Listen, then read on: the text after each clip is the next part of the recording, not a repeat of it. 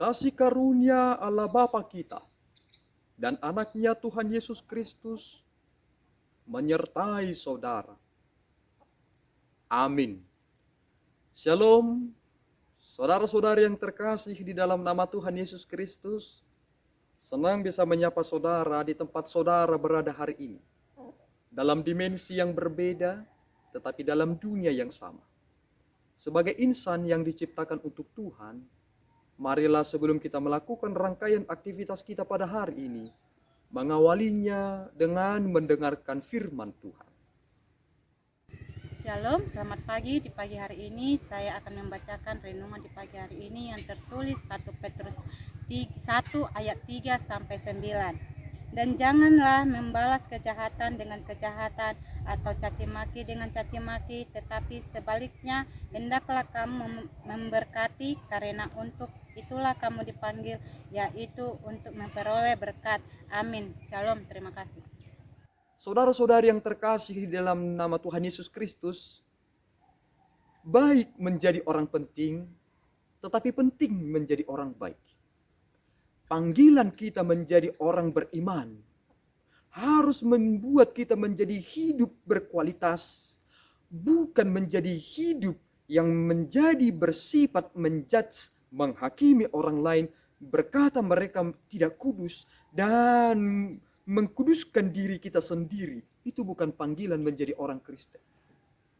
Dalam situasi inilah Rasul Paulus menekankan bahwa pentingnya kita hidup dalam kasih dan damai. Ketika kita sudah menghidupi buah-buah roh, kasih dan damai, maka itu akan mempengaruhi kita dalam perjalanan hidup kita, dalam sosial kita, dalam tutur kata kita, bukan semakin membuat situasi semakin runyam, tetapi membuat suasana itu semakin sejuk. Inilah panggilan yang telah diperuntukkan bagi kita. Di mana ada orang beriman berada, maka semestinya lah di sana hidup kasih dan kedamaian.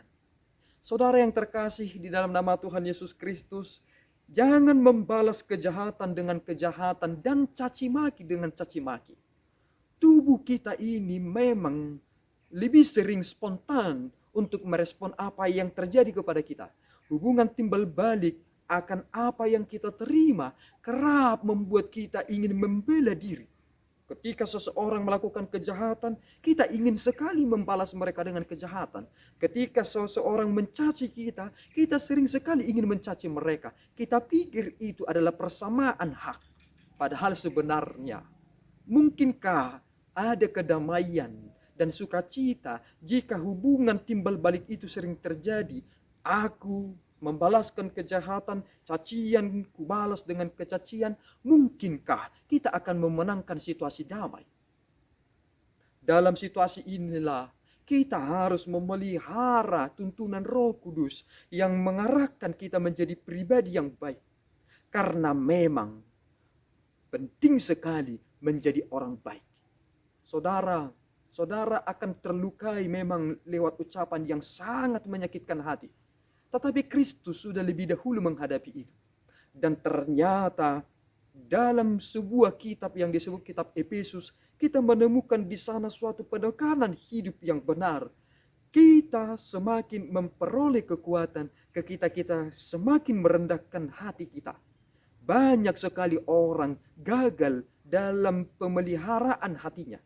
Tidak dapat memasuki situasi yang semakin merendahkan hatinya. Sehingga karena mereka tidak dapat merendahkan hatinya dengan benar-benar, mereka dapat terpancing oleh kejahatan dan segala caci maki. Buatlah ucapan yang keluar dari mulut saudara, bukan ucapan yang bersifat memancing reaksi sehingga mereka semakin marah atau cacian-cacian. Tetapi hendaknya lah melalui ucapan saudara, keluar ucapan damai yang memberkati mereka. Menangkan hidup saudara, menangkan mereka. Jangan sama dengan dunia ini. Daging bisa merespon, tetapi daging hanya melahirkan kematian. Tetapi buah-buah roh mendewasakan seseorang yang telah hidup dalam tuntunan anugerah Allah. Amin, kita berdoa. Ya Allah Tuhan kami bersyukur atas tuntunan-Mu.